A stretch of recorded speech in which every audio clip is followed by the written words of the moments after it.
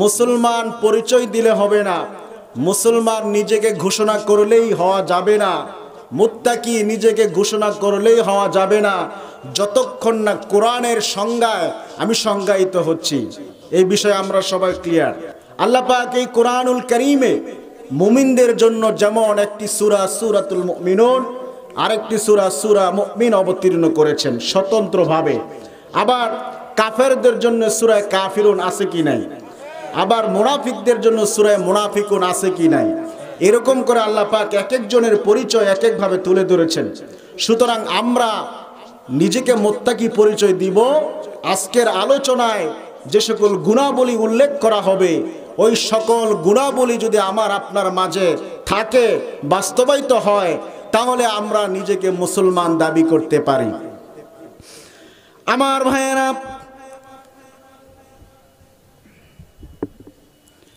বিশ্বনবী মুহাম্মদ সাল্লাল্লাহু আলাইহি ওয়াসাল্লাম যখন ইসলামের দাওয়াত শুরু করে দিলেন, ইসলামের প্রাথমিক জমানা, সবেমাত্র কয়েকজন মুসলমান, ইসলামের সূচনা তখন বিশ্বনবী মুহাম্মদুর রাসূল সাল্লাল্লাহু আলাইহি ওয়াসাল্লাম কালিমার দাওয়াত যখন শুরু করে দিলেন, গরিব শ্রেণীর লোকগুলো কালিমার দাওয়াত শুরু করে দিল, কালিমার দাওয়াত তারা গ্রহণ করতে লাগলো। ওই সময় মুসলমানদের ব্যবসা বাণিজ্য ছিল না, সওদাগরি মাতব্বরি ছিল না, অর্থকরী ছিল না, টাকা পয়সা ছিল না, তাদের সমাজে নেতৃত্ব ছিল না, বরং যারাই কালিমার দাওয়াত গ্রহণ করছে তাদের উপর নির্মম নির্যাতন চলে আসছিল। ওই দিক দিয়ে এই অবস্থা দেখে কাফের বেঈমান মুশরিকগুলো বলতেছিল, দেখো যারা মুহাম্মাদের নতুন ধর্ম গ্রহণ করছে তাদের দিকে তোমরা তাকিয়ে দেখো, তারা কিভাবে দিন দিন ব্যর্থ হচ্ছে, তারা কিভাবে দিন দিন অসফল হচ্ছে। আমার বন্ধুগণ, আল্লাহ রাব্বুল আলামিন কাফেরদের এই জবাব আল্লাহ রাব্বুল আলামিন আরশে আজিম থেকে সূরাতুল মুমিনুন অবতীর্ণ করে জানিয়ে দিয়েছেন। সুবহানাল্লাহ। আল্লাহ পাক বললেন, গোলাম শোনো, কিয়ামত পর্যন্ত আনেওয়ালা প্রত্যেকটা মুমিন মুসলমানদেরকে আল্লাহ জানিয়ে দিলেন, শোনো, قد أفلح المؤمنون, অবশ্যই তারাই সফলতা অর্জন করেছে যারা কালিমার দাওয়াত গ্রহণ করে মুমিন হয়েছে। সুবহানাল্লাহ। সুতরাং আমার বন্ধুগণ, আমার ভাইয়েরা, দুনিয়ার কোনো চাকচিক্য, দুনিয়ার ক্ষমতা, দুনিয়ার মসনদ, দুনিয়ার প্রভাব প্রতিপত্তি, দুনিয়ার বাহাদুরি মানুষকে সফল করতে পারে না। প্রকৃত অর্থে তারাই সফলতা অর্জন করেছে যারা কালিমা লা ইলাহা ইল্লাল্লাহু মুহাম্মাদুর রাসূলুল্লাহর দাওয়াত গ্রহণ করেছে। সুবহানাল্লাহ।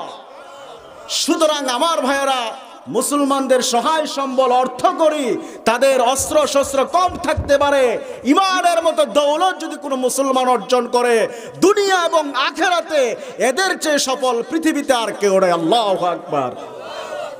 সম্মানিত ভাইয়েরা, এই সূরাতুল মুমিনুনের অন্যতম একটা শানে নুজুল আছে। কি আছে? অন্যতম একটা শানে নুজুল আছে। এই সূরার পিছনে কেন আল্লাহ পাক সূরা নাজিল করলেন এটা আমরা জানলাম। এই সূরার আবার শ্রেষ্ঠত্ব এবং বৈশিষ্ট্য রয়েছে। জোরে বলি সুবহানাল্লাহ। আমার ভাইয়েরা, বিশ্বনবীর সাহাবী হযরতে ওমর ইবনুল খাত্তাব রাদিয়াল্লাহু আনহু থেকে বর্ণিত, তিনি বললেন, সাহাবায়ে কেরাম বিশ্বনবী মুহাম্মদ সাল্লাল্লাহু আলাইহি ওয়াসাল্লামের সাথে বসা এমন সময় বিশ্বনবীর মাঝে ওহী অবতীর্ণ হওয়ার আলামত স্পষ্ট হতে লাগলো, অর্থাৎ ওহী নাজিল হচ্ছে। এমন সময় সাহাবায়ে কেরাম বলল, যতক্ষণ না মুসলমানদের জন্যে, ইমানদারদের জন্যে নতুন কোনো বিধি নিষেধ আমরা শুনব, ততক্ষণ আমরা বিশ্বনবীর দরবার ছাড়ব না। কি করব না? বিশ্বনবীর দরবার ততক্ষণ ছাড়ব না। বেশ কিছুক্ষণ পরে ওহী নাজিল হওয়া শেষ হয়ে গেল, সমাপ্ত হয়ে গেল। বিশ্বনবী মুহাম্মদ সাল্লাল্লাহু আলাইহি ওয়াসাল্লাম সমবেত সাহাবীদের দিকে তাকিয়ে কিছুই বলেন নাই। আল্লাহ নবী পশ্চিম দিকে ফিরে গেলেন, দুহাত তুলে বললেন, আল্লাহুম্মা জিদনা ওয়ালা তানকুসনা ওয়ালা তুহিনা ওয়া আকরিমনা ওয়া আতাইনা ওয়ালা তুকাররিমনা ওয়া আসারনা ওয়ালা তুআসসির আলাইনা ওয়া আরদ আন্না। জোরে বলি আল্লাহু আকবার। বিশ্বনবী হাত তুলে বলল, ও আল্লাহ, মুসলমানদের সম্মান বাড়িয়ে দাও। আল্লাহর কাছে বলো, আল্লাহ মুসলমানদেরকে ক্ষমতা দান করো। আল্লাহর কাছে বলো, আল্লাহ মুসলমানদেরকে রাজত্বটা দিয়ে দাও। এই দোয়া করার পরে বিশ্বনবী সমবেত সাহাবীদের দিকে মুখ করে বলল, ও আমার সাহাবীরা, তোমরা একটু খেয়াল করে শোনো। কিভাবে শোনো? তোমরা একটু খেয়াল করে শোনো। এইমাত্র সাইয়েদনা জিবরাইল আলাইহিস সালাতু ওয়াস সালাম আমার কাছে আসছে। 10টি আয়াত নিয়ে তিনি আসছে আল্লাহর কাছ থেকে।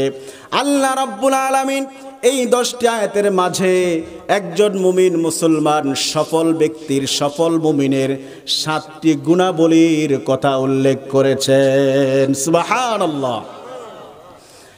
আল্লাহ পাক এই 7টি গুণের কথা উল্লেখ করেছেন এবং শেষে বললেন, আমার কোন গোলাম এই 7টি গুণ অর্জন করে দুনিয়ার জীবনটা যদি পার করতে পারে, দুনিয়ার জীবনটা যদি পরিচালনা করতে পারে, আমি রব্বুল আলামিন আমার গোলামকে জান্নাতের উত্তরাধিকারী বানায় দিব। সুবহানাল্লাহ।